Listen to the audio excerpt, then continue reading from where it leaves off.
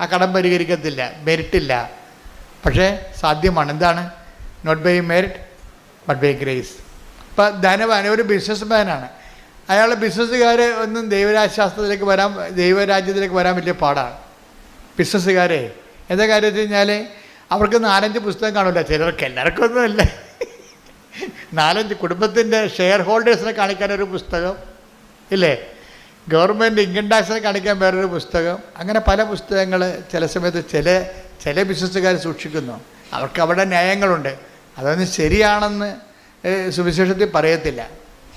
പക്ഷേ അതല്ല, സുവിശേഷം വേറെ ചില ആശങ്കകൾ കാണിക്കും. എന്താ കാര്യം? നീ ഇങ്ങനെ ബിസിനസ് പരമായിട്ടുള്ള ചില നിലപാടുകൾ എടുക്കും. അതല്ല ടാക്ടിക്സോ, അതിൻ്റെ അകത്ത് ബിസിനസ് പ്രൂഡൻസൊക്കെ ഉണ്ട്. ബിസിനസ് പ്രൂഡൻസ്, അതിനല്ലേ CA ഒക്കെ ഇരിക്കണത്. ബിസിനസ് പ്രൂഡൻസ് പറഞ്ഞു കൊടുക്കാൻ വേണ്ടി ഇരിക്കുകയാണ്. ശുദ്ധഗതിക്ക് പോയി തലവെച്ച് കൊടുത്ത് തലയും ഞൊട്ടിക്കൊണ്ട് സർക്കാർ പോകാതിരിക്കാൻ വേണ്ടി അവർ ചില CA അവരുടെ രീതിയിലുള്ള ചില ബിസിനസ് പ്രൂഡൻസ് പറഞ്ഞു കൊടുക്കും. ബിസിനസ് പ്രൂഡൻസാണ്. അപ്പോൾ അല്ല സർക്കാരിനെ പറ്റിക്കലല്ല, പ്രൂഡൻസ് പറഞ്ഞു കൊടുക്കണതാണ്. അപ്പോഴപ്പോൾ സർക്കാരിനെ പറ്റിക്കരുത്, അത് പാപമാണ്. പക്ഷെ അതല്ല, ബിസിനസ് പ്രൂഡൻസ് പറഞ്ഞു കൊടുക്കും. പക്ഷെ ചെന്നാൽ ചില ആൾക്കാർ ചില അതിക്രമങ്ങളിൻ്റെ അകത്ത് ക്രമം തെറ്റിയ കാര്യങ്ങൾ കാണിക്കും. അപ്പോൾ ചിലർ ചോദിക്കും, ഒരിക്കൽ വിജയകുമാറിനോട് ചോദിച്ചു, വിജയകുമാറെ ഇത് നിങ്ങളുടെ ഈ ബിസിനസ്സും നിങ്ങളുടെ ഈ സുവിശേഷ പ്രവർത്തനമായിട്ട് ഇതെങ്ങനെ ശരിയാവുമെന്ന് ചോദിക്കും. ഞാൻ ചിലയിടത്തൊക്കെ ചെന്നപ്പോൾ അദ്ദേഹമായിട്ട് കാനഡയിലോ എവിടെയോ ധ്യാനിപ്പിച്ചപ്പോൾ അവിടുത്തെ ആൾക്കാർ ചോദിച്ചതാണ്, വിജയകുമാർ സാർ ഇതെങ്ങനെയാണ് ഈ ബിസിനസ്സും ഇവാഞ്ചലൈസേഷനും സുവിശേഷ പ്രവർത്തനമായിട്ട് ശരിയാകണത്? എന്താണ്? ധനവാൻ സ്വർഗരാജ്യത്തിൽ പ്രവേശിക്കുന്നത് ഒട്ടകം സൂചിക്കുക. അതാണ് അവർ പാര വെച്ച് സ്നേഹപുറം ഒരു സ്നേഹപ്പാര വെച്ചതാണ് അവർ. ആ take the bed of God. ശ്രുതിക്കട്ടെ ഹല്ലേലൂയ. മത്തായി 19:24. മത്തായി 19:24. വീണ്ടും ഞാൻ നിങ്ങളോട് പറയുന്നു, ധനവാൻ സ്വർഗരാജ്യത്തിൽ പ്രവേശിക്കുന്നതിനേക്കാൾ എളുപ്പം ഒട്ടകം സൂചിക്കുഴയിലൂടെ കടക്കുന്നതാണ്. അപ്പോഴേ ഇത് ചോദിച്ചപ്പോൾ വിജയകുമാർ സാർ, അങ്ങനെയാണെങ്കിൽ നിങ്ങൾ സുവിശേഷം പ്രസംഗിക്കുന്ന നിങ്ങളെ പൗലോസപ്പോസ്തലൻ പറഞ്ഞിട്ടുണ്ടല്ലോ, ഞങ്ങൾ തന്നെ സുവിശേഷം പ്രസംഗിക്കുന്ന ഞങ്ങൾ തന്നെ പരിത്യജിക്കാതിരിക്കാൻ വേണ്ടി എടുക്കേണ്ട സുവിശേഷ നടപടികളെക്കുറിച്ച് പറഞ്ഞിട്ടുണ്ടല്ലോ. അപ്പോൾ വിജയകുമാർ സാർ പറഞ്ഞ് ഏറ്റവും വലിയ നടപടി ദൈവത്തിൻ്റെ കൃപയാണെന്ന്. വളരെ പ്രൂഡൻ്റ് ആൻസറാണ് കൊടുത്തത്. ഏറ്റവും വലിയ എന്താ കാര്യം? അതിൻ്റെ താഴെ ഉള്ളത് വായിക്കാൻ പറഞ്ഞു വിജയകുമാർ. എന്താണ്? 19:26. അതിന് താഴെ ഉണ്ടാവും. 19:26. യേശു അവരെ നോക്കി പറഞ്ഞു, മനുഷ്യർക്കിത് അസാധ്യമാണ്, എന്നാൽ ദൈവത്തിന് എല്ലാം സാധ്യമാണ്. ഞാൻ അവിടുത്തെ വിജയകുമാറിന് ഇത്തരം പ്രൂഡൻസ് അങ്ങനെ കിട്ടിയെന്ന്. മനുഷ്യർക്ക് ഇത് അസാധ്യമാണ്. ഇപ്പം നമ്മൾ എന്ത് സംഭവം ചെയ്താലും ചില കാര്യങ്ങൾ മനുഷ്യർക്ക് അസാധ്യമായിട്ട് വരും. നമ്മൾ നോക്കുമ്പോൾ നമ്മുടെ മുമ്പിൽ ഒത്തിരി അസാധ്യതകളാണ് കിടക്കുന്നത് നമ്മുടെ മുമ്പിൽ. അപ്പോൾ അസാധ്യമായ കാര്യം നമ്മൾ എന്ത് ചെയ്യും? അപ്പോഴെന്താ ചെയ്യണം? ബൈബിൾ പറയുന്നത് എന്താണ്? നോട്ട് ബൈ മെരിറ്റ് അല്ലെങ്കിൽ സാധ്യമല്ലെങ്കിൽ. മനുഷ്യർക്ക് സാധ്യമായതിനെയാണ് ബൈബിൾ മെരിറ്റ് എന്ന് പറയണത്. മനുഷ്യർക്ക് സാധ്യമായ കാര്യങ്ങളാണ് മെരിറ്റ് എന്ന് പറയണത്. പക്ഷേ മനുഷ്യർക്ക് സാധ്യമല്ലാത്ത കാര്യങ്ങളുണ്ട്. പക്ഷെ സാധ്യമാക്കാതെ മുന്നോട്ട് പോകാതിരിക്കാനും പറ്റത്തില്ല. അതിനെന്ത് ചെയ്യും?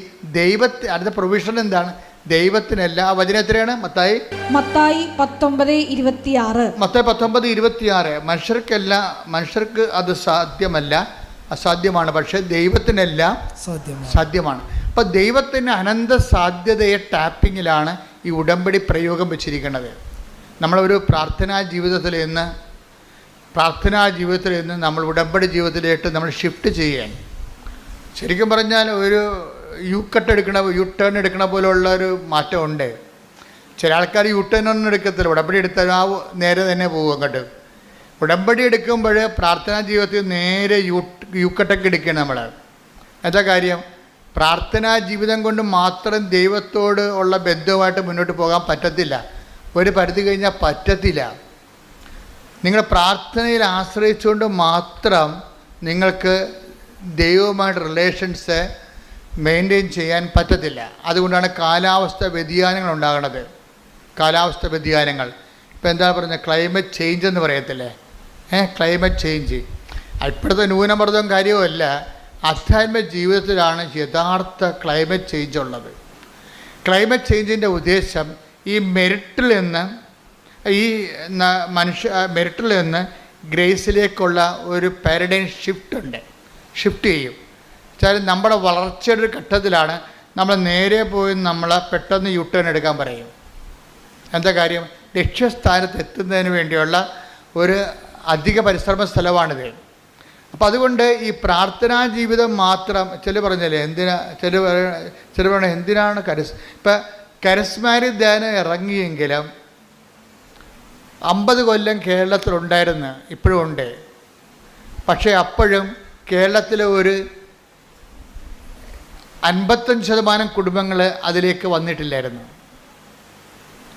ഉടമ്പടി വന്നപ്പോഴേ ഒരു 70% ഇപ്പോൾ ആയിട്ടുണ്ട്. എന്താ കാര്യം വെച്ചാൽ കരിസ്മാറ്റിക്കാർ 50 കൊല്ലവും കൂടി ആ പുതിയ പദ്ധതിയിലേക്ക് വരാതിരുന്ന ആൾക്കാരും ഉടമ്പടിയിലോട്ട് വന്നു. അത് അതായത് ഉടമ്പടിക്കുണ്ടായിരുന്ന ഒരു ഗുണം അതാണ്. കാര്യം കരിസ്മാറ്റിക് മേഖല 50 കൊല്ലം ഈ കേരള മണ്ണിൽ വളരെ ശക്തമായ രീതിയിൽ അടയാളങ്ങൾ സഹിതം പ്രവർത്തിച്ചിട്ടും അതിലേക്ക് വരാതിരുന്നവർക്കെയും ഉടമ്പടി പെട്ടെന്ന് കൊണ്ടുവന്നത്. കാര്യം ഒരു 6 ദിവസം ധ്യാനം കൊണ്ടല്ല കൊണ്ടത്, 4 മണിക്കൂർ ക്ലാസ് കൊണ്ടാണ് ഇവരെ ടാപ്പ് ചെയ്ത് കൊണ്ടുപോകുന്നത്. ഇത് ദൈവജ്ഞാനത്തിലുള്ള കാര്യമാണ്, ഞാൻ ബുദ്ധി കൊണ്ട് ആലോചിച്ചതല്ല. ഇത് നമ്മൾ ദൈവമായിട്ട് സഞ്ചരിച്ച് കഴിയുമ്പോൾ ഇത് എല്ലാ കാര്യങ്ങൾക്കും അതിൻ്റെ ഷോർട്ട് കട്ടുകളുണ്ട്. ഞാൻ എൻ്റെ സഹോദരനോട് പറയണത്, നിങ്ങളെപ്പോഴും ഒരു പ്രത്യേക പ്രശ്നവുമായിട്ടാണ് ഉടമ്പടി ചെയ്യണത്. പക്ഷേ അത് നിങ്ങളുടെ പ്രശ്നമാണ്, ദൈവത്തിൻ്റെ പ്രശ്നം അല്ല. ഇത് ഉടമ്പടി ദൈവത്തിൻ്റെ പ്രശ്നമാക്കി മാറ്റണം. ദൈവത്തിൻ്റെ പ്രശ്നം എന്താ? നിങ്ങളുടെ വളർച്ചയാണ്. ദൈവത്തിന് ഒരു പ്രശ്നമേ ഉള്ളൂ.